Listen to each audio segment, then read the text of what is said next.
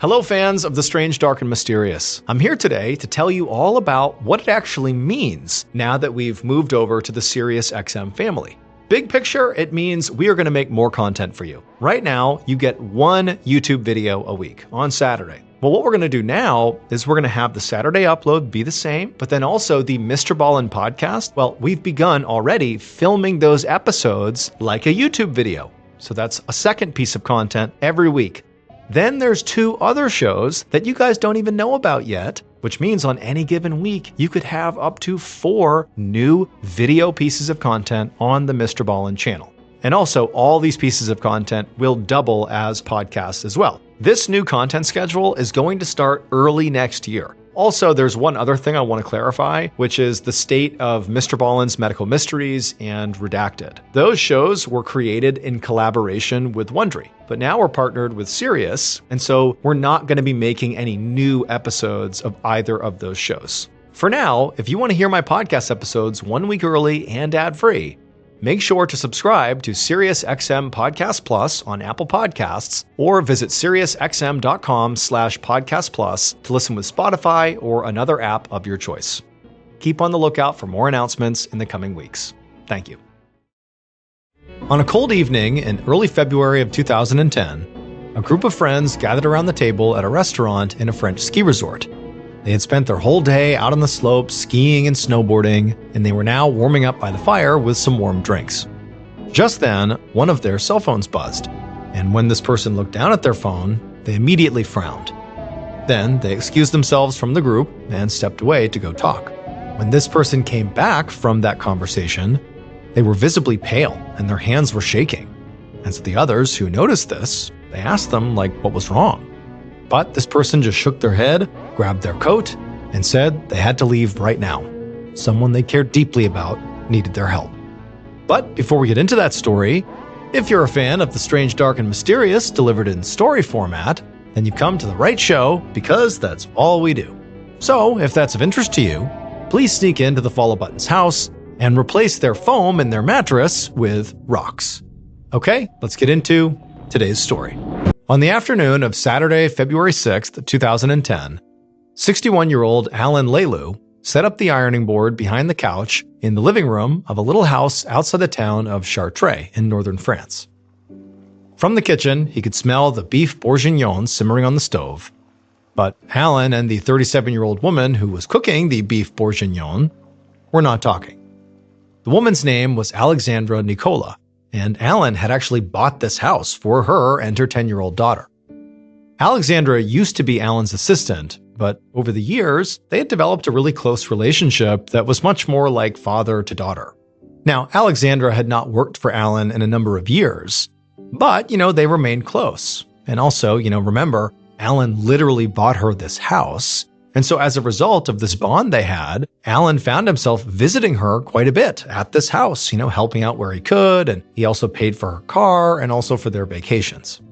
And Alan could afford to be this generous because he was a very successful, high-powered producer of circus shows, which were a huge moneymaker in France.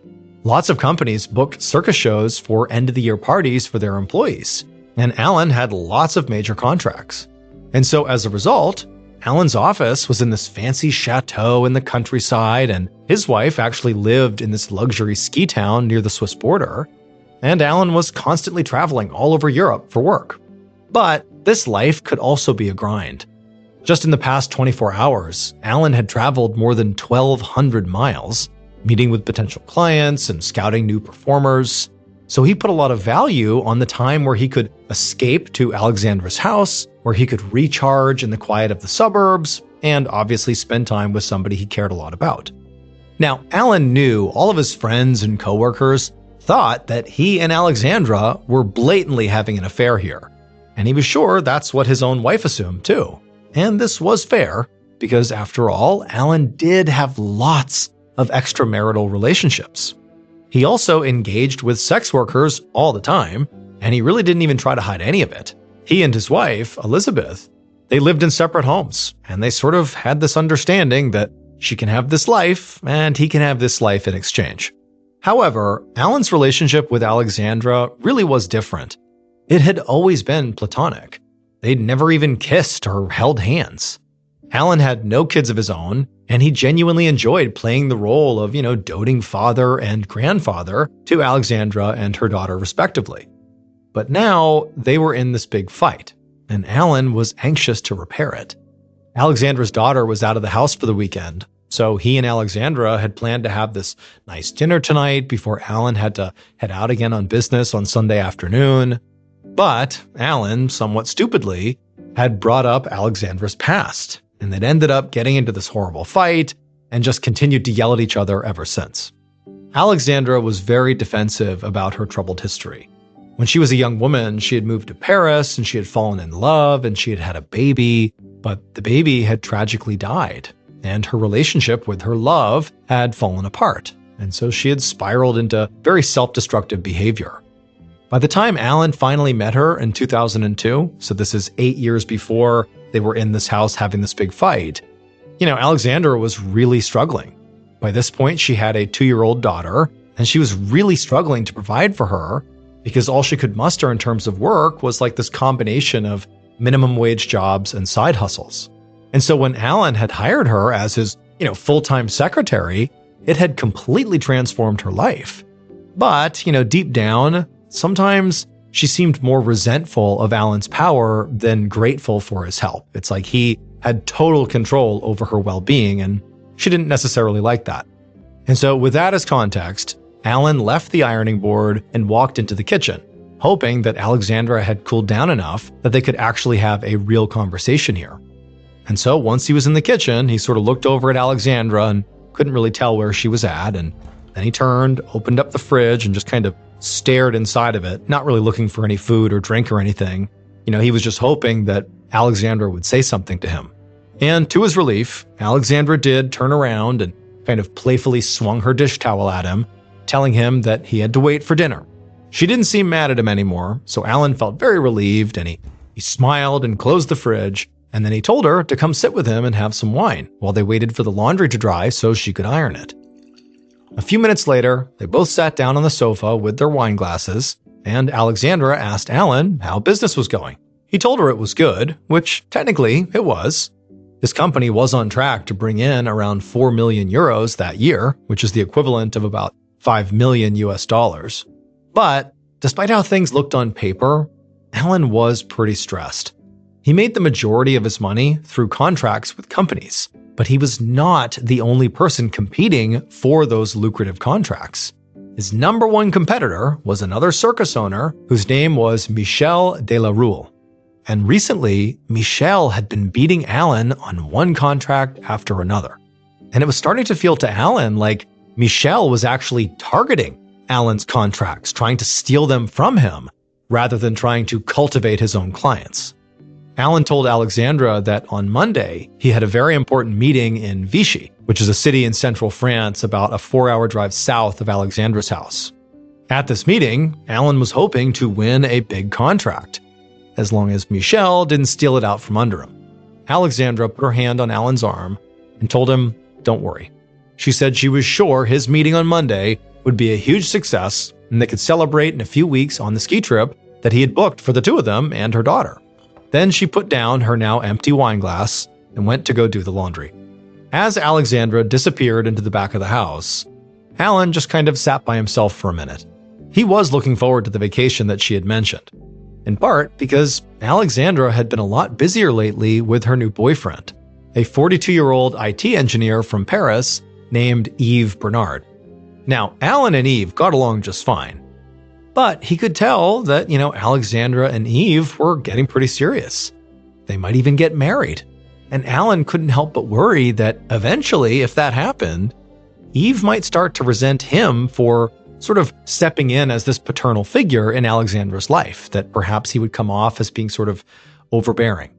But he was not going to let that fear wreck the evening.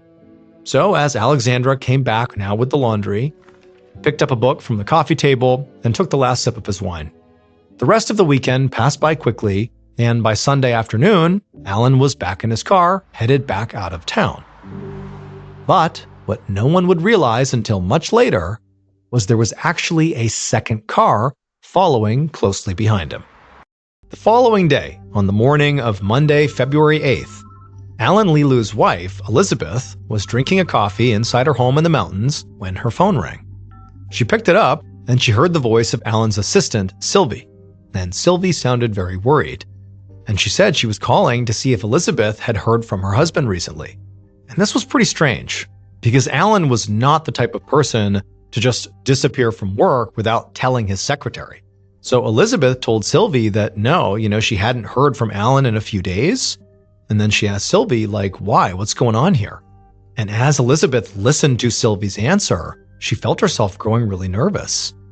Because apparently, Alan had this very important meeting in Vichy that morning, but he had not shown up for it. In fact, he'd never even checked into the hotel in Vichy where he was supposed to be staying. Sylvie said she had already reached out to several of Alan's friends and business contacts, but nobody had heard from him. And he was not answering the repeated phone calls to both of his cell phones, which appeared to be turned off. None of this made any sense to Elizabeth. Alan was famous for spending entire days on his various phones. She couldn't even recall a time when he'd been unreachable, even briefly. So Elizabeth told Sylvie she was glad she called, but she would take it from here. Then Elizabeth hung up the phone with Sylvie and called the police. A week and a half later, on February 19th, a young police officer knocked on the front door of a little house outside the town of Chartres in northern France. Now, up until this point, Alan's case had been treated as a simple missing persons case, with the local police in Alan's wife's hometown handling the inquiry, which was pretty basic. But now, enough time had passed without Alan being found and no evidence coming in that the original report had been kicked over to the crime division because they were thinking this could potentially be a kidnapping or something worse. This young officer was here at this home because it was the last place Alan was known to be before he went missing. The door of the home opened and a thin blonde woman looked out. The officer asked her if her name was Alexandra Nicola, and she said yes. When he explained to her why he was there, Alexandra looked immediately concerned and invited him inside. And as she led him into her living room and offered him a seat on her couch, the officer looked around, taking stock of the space. It was clean, but a bit cluttered, with toys that appeared to belong to a young girl scattered about. The officer scanned for any signs of a physical fight or violence of some kind, like damage to the walls or the furniture, but there was nothing that stood out, nothing concerning. Alexandra began asking the officer pretty anxiously all these questions about, what was going on with Alan. Was he hurt? Was he in some kind of danger? What do you know? But the young officer just shook his head and said, for now, they really didn't know much. He was just here to try to build a timeline of Alan's last known movements. And so speaking of that, he asked Alexandra to please walk him through what she remembered about her last interaction with Alan. The officer took careful notes as Alexandra began to rattle off all the details she could remember. She said that Alan was like a surrogate father to her, and he had come over on the evening of Friday, February 5th. He had been there on Friday, also on Saturday and Sunday, and then he had taken off on that Sunday because he had to go to Vichy for this big meeting on Monday. She told the officer that after he left for that meeting, she hadn't heard from him, but that was pretty typical. She said their relationship was not remotely romantic, it really was platonic. And, he didn't always check in the way, a spouse would. This is more like really close friends. The officer nodded while he wrote down what she said. Alexandra seemed very helpful and appropriately worried, but he was suspicious of the idea that she and Alan were not romantically involved at all. So, before he left, he asked to see the rest of her house, in part just to see what her reaction would be. If she said no or got defensive, he would probe a bit more deeply. But she immediately agreed, and she actually took him all around the house, showing him anywhere he wanted to go. And what he found is the rest of the house seemed just as normal as the living room and the entryway. She eventually brought the officer back to the door and promised him she would call if Alan reached out.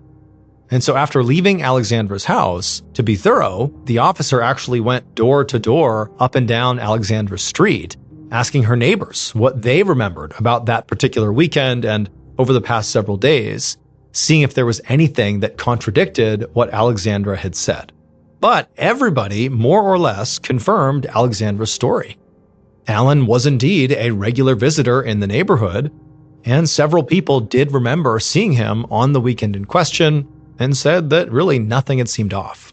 So eventually, the officer just left and went back to the station, and when he got there, he wrote a report highlighting Alan's last known destination of Vichy. Over the next week, police in Vichy, as well as in the ski town where Alan's wife lived, followed up on the loose threads of the investigation. They pored over Alan's cell phone history and his bank account and credit card transactions, which all showed no activity after he left Alexandra's house on February 7th. They also spoke to his business connections and his friends, but no one had heard anything. And they even put in a request to the car company Audi for the GPS data that was stored in Alan's car, which was an Audi Q7.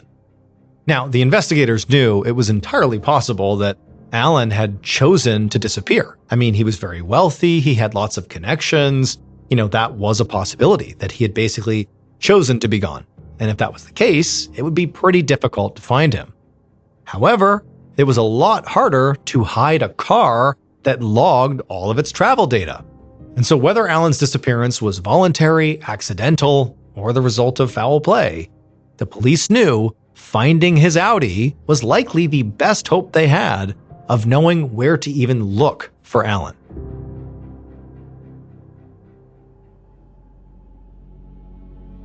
On February 26, 2010, so 19 days since Alan was reported missing, a detective named Pierre Martin stood in a secure impound lot in the city of Orléans, France, looking at Alan's gray Audi Q7. The GPS data that police had requested from Audi had come back a few days earlier, and it had led detectives to a surprising place. So again, the last place where Alan was known to have been before he vanished was leaving the home of his surrogate daughter, Alexandra Nicolas, near Chartres, France, and heading to Vichy, France for a business meeting. But his Audi had not been found in Chartres or Vichy. Instead, it had been discovered in the parking lot of a train station in Orléans, which was in between those two cities. And so to the police, it sort of looked like he had gotten halfway to his destination and just stopped. Now, when they found this car, the first thing they did is they just put it under surveillance for 2 days to see if maybe Alan or somebody else would return to it. For context, the parking lot where this car was in a pretty rough area where violent crime and sex work were pretty common. So, any number of people could potentially, break into this car or who knows what. It just seemed like a seedy area where something might happen here if we keep watching. But nobody had shown up. So finally, they just towed the car to the impound lot for forensic technicians to process it and look for evidence. And Detective Martin was here to watch that process. The forensic techs circled the vehicle and began taking photos of the outside and also dusting for fingerprints. There was no visible damage anywhere on the outside of the car, and there were no traces of any effort to try to break into the car. Plus, Alan's briefcase and luggage were clearly still inside the car, which meant, the fact the car was found where it was likely not a product of a robbery. This didn't seem like somebody just stole his car. It's here and it has nothing to do with Alan's disappearance. It seems like how this car got here is connected in some way to what happened to Alan. And, sort of going down that path, it seemed more and more likely that what happened to Alan probably fell into the category of foul play. However, when the technicians opened up the car doors and began dusting for prints inside, the upholstery was disappointingly clean, which doesn't exactly sort of enhance the idea that foul play happened here. It just sort of seems like what's going on. But after a few minutes, after, kind of thoroughly scanning the inside of the car, one of the techs pushed the button near the driver's side that opened up the trunk. And then after it was open, Detective Martin walked around to the back to look inside and see what was in there. And what he saw was this bulky object wrapped in a pink sheet. And right away, Martin had this sinking feeling in his chest as one of the techs reached forward with a gloved hand and pulled the sheet back. And pretty much immediately, Martin's suspicions were confirmed. Underneath that pink sheet was a body, a man's body, fully clothed and curled in the fetal position. There was no doubt this was Alan Lilu. But there was no visible blood or wounds or bruises anywhere on his body, and there was no blood in the trunk. When Detective Martin reached in to try to move Alan's body to further examine him, he found his body was already incredibly rigid with rigor mortis. The coroner told Martin that she would hopefully have some answers for him after she did the autopsy. The weather over the past few weeks had been pretty cold, which was good for evidence collection because it basically meant the trunk had sort of acted like a refrigerator and preserved Alan's soft tissue. As the coroner wheeled the body away, Martin just stood there staring at the now empty trunk. He had no theories about when or why or even how Alan had died. All he knew was that this was now officially a murder investigation. Detective Martin returned to his office at the police station and got to work.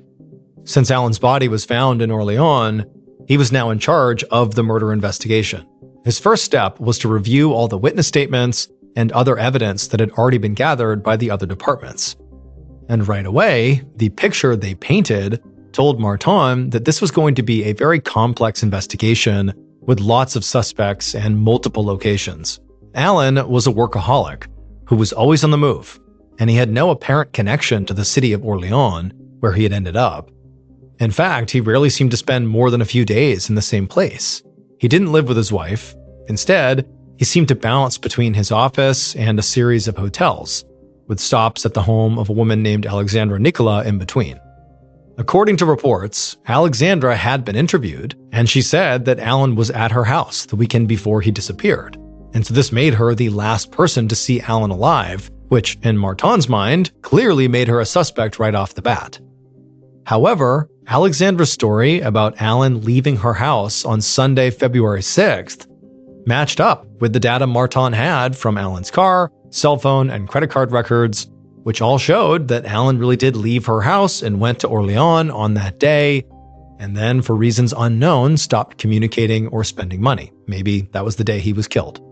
Right off the bat, like the police officer who originally visited Alexandra and took down her original story, Detective Martin found it pretty hard to believe that her relationship with Alan was not romantic. It just seemed like, based on how frequently they apparently saw each other and the fact that Alan was buying her things and, bought her house and paid for vacations and things like that, it just seemed like there was more to the story than what he had been told. But even though that did totally cast some level of suspicion on Alexandra, there was also just the logical side of it for Detective Martin, which is like, okay, the size difference between Alan and Alexandra was stark. I mean, Alan was 240 pounds, a really big guy, and Alexandra was just very small and petite. Now, is it impossible for her to kill him and put him in the trunk of the car in Orléans? No. But it just makes it sort of unlikely. And so that's just sort of floating in the background of Detective Martin's mind. But for now, what Martin found himself much more interested in was some of the other information that Alan's business associates and wife had supplied. First off, Alan apparently had lots of affairs with lots of women. And so that meant every one of those women, and any husbands or boyfriends or other romantic partners of any kind connected to them, were also suspects. It also meant that Alan's wife, Elizabeth, had a motive to want her husband dead. I mean, basically, he's cheating on her openly all the time. That's got to be motivation for her to do something to him. Now, Martin didn't think that Elizabeth literally would have done the killing herself, because she was actually 400 miles away at her home when her husband died. But she certainly had the financial means to hire a hitman. And the second thing that Detective Martin got from the associates and from Alan's wife was Alan's business dealings were both very high stakes and very ugly. Alan's employees and colleagues clearly respected him, but they also described him as a very tough boss and a ruthless business person. He could be very loud and abrasive, and he had already made his fair share of enemies in the circus business, which was already known to be a cutthroat industry where a lot of money was flying around. And so because Martin had been handed this murder investigation, and really there's like an overwhelming number of people that could have been involved here, instead of just, not being sure where to start, Martin just assembled a team of his very best deputies, and they set to work literally re-interviewing everybody, and from that, making a list of suspects that they deemed were appropriate.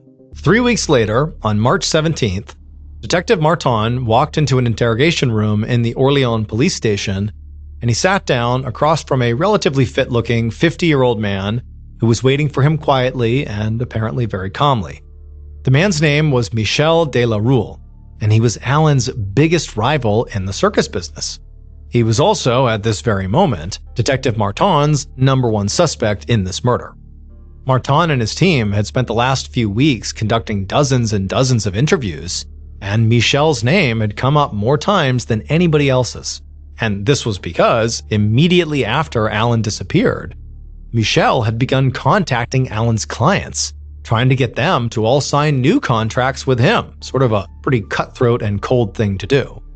And Detective Martin had done the math on these contracts Michel was going for, and they added up to the equivalent of millions of dollars, which in the detective's mind was a very compelling motive for murder. Maybe Michel killed this guy specifically to gobble up these contracts. And not only that, but the coroner had by this point come back with Alan's cause of death.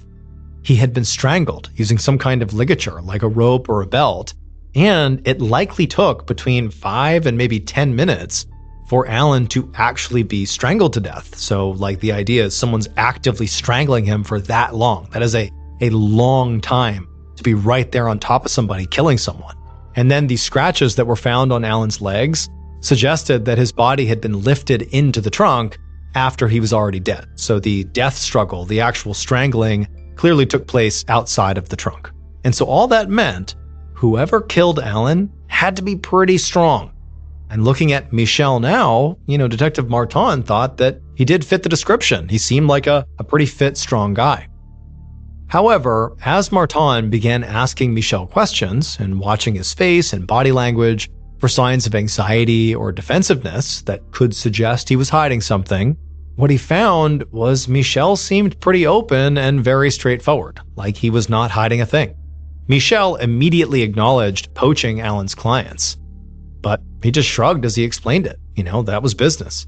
He said he was sure if somehow the positions were reversed, Alan would do the same thing to him.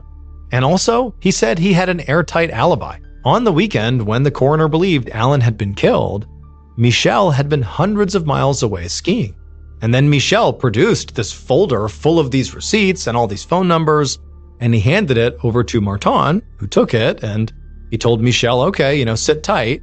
And then the detective got up and he left the interrogation room and he handed over this folder to another detective to check out. But after that, Detective Martin did not go back into the interrogation room. Instead, he grabbed another detective and told them to take a shot. The idea was to sort of have a good cop, bad cop sort of dynamic to see if maybe that would rattle Michel. And so Detective Martin watched from behind the two-way mirror as the next detective walked inside and took a stab at, breaking Michel. But their conversation basically played out the same way that Martin's had. So Martin signaled for another detective to go in there and have them take a shot. But they too had a sort of run-of-the-mill conversation with Michel, and they didn't make any progress. And then finally, after basically hours of cycling different detectives into the room to try to catch Michel in a lie, Detective Martin felt a tap on his shoulder. And when he turned around, it was one of his deputies who told Martin that unfortunately he had called all the people that Michel had given them information for, all the witnesses from the ski resort, and he had also even called the manager of the ski lodge. And basically, Michel's alibi checked out. He clearly had not been physically able to kill Alan. He was at that ski resort at the time of the murder. At this point, Martin knew he could not just keep Michel indefinitely and just keep trying to catch him in a lie. Even if there was some possibility here that he was involved in this murder, at this point, there just wasn't enough evidence. And so he had to let Michel go. A few days later, Martin was back at his desk combing through reports when a uniformed officer came up and told him there was somebody at the front desk who really wanted to talk to him. And this was exactly the kind of news that Martin had been hoping for. He had recently put out a statement to the local papers basically saying, hey, if there are any witnesses out there, please come in and talk to me. And he hoped that whoever this was potentially a witness. And so Detective Martin followed the uniformed officer out to the lobby, and there he saw the person who had come in to see him. it was this man who appeared to be in his early 50s, who was dressed all in black with these shiny black shoes and glasses. And Martin wondered if maybe this was a business contact of Alan's. And as he went up to shake the man's hand, he sort of felt himself getting excited. But then this man introduced himself, and when he did, Martin had to resist the urge to just turn around and walk away right there. Because the man said his name was Remy Saint-Touren, and he was a professional psychic. Martin did not believe in psychics, and he was annoyed with the police officer for even bringing him out here to meet this person. And so Martin was literally about to just tell Remy to, thanks for coming in, but I don't have time for this, you need to go. But then he thought better of it, because Martin was really having no luck with this case. There had been very little forensic evidence recovered from Alan's car. There were no usable fingerprints, and while the bedsheet Alan's body was wrapped in did have some DNA on it, it didn't match anything in their system. And then the business leads that Martin had been pretty excited about hadn't panned out either, and he'd found no evidence that anyone in either Alan's personal or business circles took out a paid hit on him. Martin's team had also spoken at length to Alan's surrogate daughter Alexandra and all the women he was having affairs with and all the sex workers he had engaged with, and none of them, nor any of their boyfriends or husbands or partners, made sense as the killer. So, out of a mixture of a little curiosity and a lot of desperation, Martin brought Remy the psychic back to an interrogation room and asked him what he thought. Remy explained that he had heard a news bulletin about Alan while he was driving, and when he heard it, he had a vision that was so vivid that he actually had to pull over. He said he saw Alan Lilu as clear as day in this physical struggle with a woman. Remy didn't know her name, and he couldn't describe her, but he was certain that a woman was somehow involved in Alan's murder. Martin was disappointed because, unsurprisingly, this just sort of felt like a generic stab in the dark by somebody parading around as a psychic who could see things that nobody else could. It just seemed like he threw this random generic thing out there as if it was some big revelation, and it just didn't feel like it was. But Remy wasn't done. He went on to say he was sure that Alan was not killed in Orléans, even though that's where his body had been found. He said Alan's body had been taken away from the murder scene and actually placed in the trunk after he was dead. And this caught Martin's attention, because the coroner had been certain that Alan was strangled in one place and then placed into the trunk afterwards for transportation. But critically, the police had not released that information to the press, specifically because they wanted to be able to weed out fake tips. And so for Remy to say that, how would he have access to that? Now, Martin knew this could have just been a lucky guess by Remy, but it just seemed so, on the nose that he began considering what else Remy had said. This idea that, okay, Alan was struggling with this woman. That was something that, Martin had not really considered. He'd sort of ruled most women out as the potential suspect because of how big Alan had been and how physical this murder had to have been. So it just seemed more likely that a big, strong man was responsible for the killing. But now, Martin wasn't so sure. And suddenly it seemed entirely possible that, maybe a woman really did do this. And so eventually, Detective Martin thanked Remy for coming in and sharing his ideas about the case. And then after walking him out of the station, Detective Martin sped back to his desk, because Martin had an idea. Lots of people in Alan's life had told the police investigating his murder that Alan had had lots of extramarital affairs. Now, Detective Martin and his team had spoken to all the women they could possibly find who had had these affairs with Alan, and basically all of them had been ruled out. However, now, after talking with Remy the psychic, something about the location where Alan's body was found was jumping out at Detective Martin. The part of Orléans where Alan's car had been parked was pretty sketchy, it was crime-ridden, and critically, it was known for being a hotbed for sex work. Now, Martin already knew, clearly, that Alan engaged with sex workers. It just seemed like that was one of the things that he did, and they spoke to numerous sex workers and ruled them out as being suspects, and so for the most part, sex workers were not really on Detective Martin's radar as, primary suspect pool. However, now with fresh eyes, he was thinking, maybe the reason Alan was in Orleans was because he was there to meet a sex worker, and while he was there, something went wrong, and it resulted in his death. So, Detective Martin spent the next few days absolutely scouring Alan's laptop. Now, the forensic techs had already been through it once, looking at all of Alan's emails and business records, but Martin was looking at something different. He was using the laptop to search through all the websites where Alan had found sex workers to go visit. Basically, what he was doing is making a true exhaustive list of every single sex worker he had ever really engaged with. So this is an even bigger list than they had before. There were dozens of names and profiles to sift through, and as Martin found them, he would send members of his team out to speak to all the women he possibly could. But as he was doing this, Detective Martin discovered that really none of these sex workers that Alan was engaging with had any connection to Orleans, and they also did not appear to have any real issues with Alan himself, at least based on the messages that were on his laptop. However, as Detective Martin dug deeper and deeper into this laptop, going further and further back in time, he eventually came to one new profile, this woman named Marie Eve. And when he took in who this woman was and got a picture of her and saw her information, he knew right then and there he had solved the case.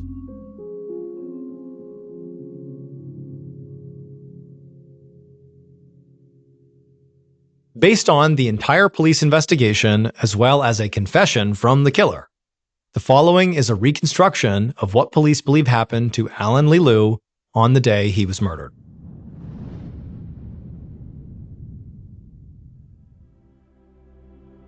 The killer found themselves standing behind Alan, and inside they were burning with rage. Alan seemed to think he was so much better than the killer, just because he was this powerful businessman, and the killer was just a sex worker. And the killer had tolerated Alan's behavior because, Alan had money. But now, Alan had pushed it too far, and the killer felt like they had to shut him up for good. Alan's belt lay nearby, and impulsively, the killer grabbed it and lunged forward and looped the belt around Alan's throat. And at first, Alan struggled. He reached up, he's trying to pull the belt off, he has no idea what's happening, but the killer just held on tight. And for several minutes, there's this unbelievable death struggle going on, and Alan, he's fighting. He's a big guy, and he's getting close to pulling this thing off, but then something sort of unbelievable happened. The killer had sort of braced themselves against an object behind them, and so their back is up against it, and they're pulling as hard as they can with this belt against Alan's throat. And as they're leaning back, the object they're up against suddenly broke. And because, the killer didn't let go of the belt and is applying max pressure, when they fell backwards, it created almost like this whiplash effect. Their body tumbles, and all that force is driven into Alan's throat. And what happened is that sudden whiplash crushed Alan's larynx, and he immediately went still. And so just for good measure, the killer held on for a couple more minutes, pulling as tightly as they could across his throat, really ensuring that Alan was dead. And when Alan did not move at all, eventually the killer let go of the belt and stood up, their heart pounding, just sort of taking in the scene. Then, as reality began to set in for the killer, they realized they needed help getting rid of this body. This is a huge guy. How are they going to get rid of it on their own? So the killer called their accomplice. And the accomplice was hundreds of miles away in a ski resort, but they immediately told the killer to wait and they would drive to them. Sure enough, the next day, the accomplice arrived and they helped the killer load Alan's body into the trunk of Alan's car. Then the killer climbed into Alan's car and drove it to the train station in Orleans. Behind them, as they made this ride, police would realize much later there was a second car being driven by the killer's accomplice. The killer and the accomplice would abandon Alan's car and his body in Orleans, and then together they would drive away, and shortly thereafter, they would actually get married. Because the killer was Alan's own surrogate daughter, Alexandra Nicola. Alexandra's troubled past that she was very defensive about included the fact that she was actually a sex worker under the name Marie Eve. Her accomplice was her new boyfriend, Yves Bernard. So Alexandra and Alan had fought previously about her, troubled history, and she was especially mad that at one point, Alan had implied that Alexandra's daughter could sort of end up like her, as if that would be a horrible thing. So on Saturday, February 6th, when Alan brought up Alexandra's daughter, just sort of in conversation, for Alexandra, something snapped. It just felt so disrespectful that he, again, was talking about her daughter, and sort of out of impulse, she grabbed the belt, wrapped it around Alan's neck, strangled him, and ultimately stumbled backwards and crushed his larynx and killed him. In a way, it was sort of true what Alexandra had told the police when they initially questioned her, that Alan had left her house in his car on February 7th, and she had not seen him again. What she had left out was that Alan was already dead in the trunk of his car when he left. Alexandra Nicola confessed to the murder of Alan Lilu and was sentenced to 15 years in prison.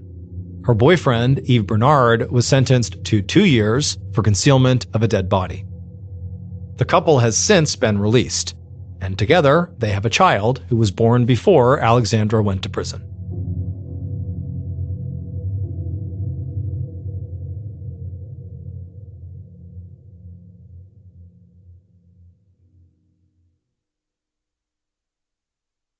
A quick note about our stories: they are all based on true events, but we sometimes use pseudonyms to protect the people involved, and some details are fictionalized for dramatic purposes. The Mr. Ballin podcast, Strange, Dark, and Mysterious Stories, is hosted and executive produced by me, Mr. Ballin. Our head of writing is Evan Allen. Our head of production is Zach Levitt. Produced by Jeremy Bone. This episode was written by Margaret LeBron. Research and fact-checking by Shelley Shue, Samantha Van Hoos, Evan Beamer, Abigail Shumway, and Camille Callahan. Research and fact-checking supervision by Stephen Ear. Audio editing and post-produced by Whit Lacasio and Cole Lacasio. Additional audio editing by Jordan Stidham. Mixed and mastered by Brendan Kane. Production coordination by Samantha Collins. Production support by Antonio Manata and Delana Corley. Artwork by Jessica Clogston-Kiner. Theme song called Something Wicked by Ross Bugden. Thank you for listening to the Mr. Ballin podcast. If you enjoyed today's story and you want to hear more like it, go ahead and check out our YouTube channel, just called Mr. Ballin, where we have hundreds more stories, a lot like this one, but most of them are not available on this podcast. They are only available on that YouTube channel, which again is just called Mr. Ballin. So that's going to do it. I really appreciate your support. Until next time, see ya.